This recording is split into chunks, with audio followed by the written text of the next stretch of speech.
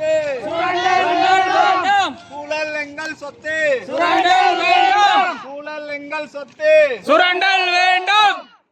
கைது செய்யாதே கைது செய்யாதே.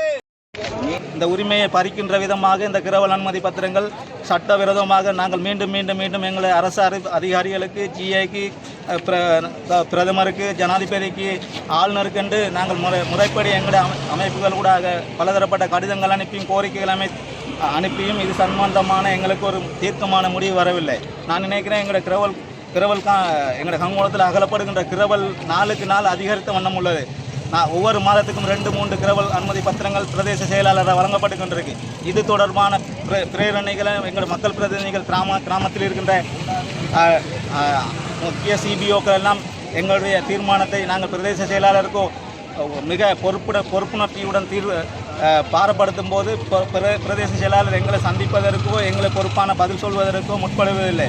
செயலாளரே விடமாட்டோம். மக்களை சந்திக்காத செயலாளரே விடமாட்டோம். மக்களை சந்திக்காத செயலாளரே கண்டுகொள்ளாதே. பிரதேச செயலாளரே கண்டுகொள்ளாதே. பிரதேச செயலாளரே கண்டுகொள்ளாதே. நிறுத்து நிறுத்து இரவலை நிறுத்து. கேடுகட்ட வேலை செய்ய வேணாம். இங்கே வந்து சரியா நாங்கள் கஷ்டத்தின் மத்தியில் தான் எங்களுக்கு அரச காணியில் ஒரே காணி தர சொல்லி தான் அங்கே இருக்கிறோம். கிரவல் வெட்டுறதுக்கு காணி கொடுக்குறாங்க, எங்களுக்கு இருக்கிறதுக்கு காணி இல்லை. அதான் போயிட்டு எங்களுக்கு ஒரு நிரந்தர தீர்மானம் கொண்டு வேணும். அப்படி இல்லாட்டி இந்த செயலாளரை மாற்றுங்க. வெள்ள அனர்த்த நேரமும் இறங்கி வேலை செய்ய 4 நாளை பிறகுதான் இறங்கி வேலை செஞ்சது. அதோட சார் திங்கட்கிழமையும் பப்ளிக் டே எங்களோட சேவைக்காக வேண்டி பப்ளிக் டே போட்டிருக்கு. அந்த டைமில் வந்து டிஎஸ் ஆஃபீஸுக்கு மேலே ஏறி இருந்தோண்டி பப்ளிக்கில் மீட்டிங், அவங்க தங்களோட ஆஃபீஸ் அலுவலக மீட்டிங்கை வைக்கிறாங்க. கர்ப்பிணி தாய்மார்கள், குழந்தை பிள்ளைகள் அவ்வளோ பேர் நடு ரோட்டில் சார்.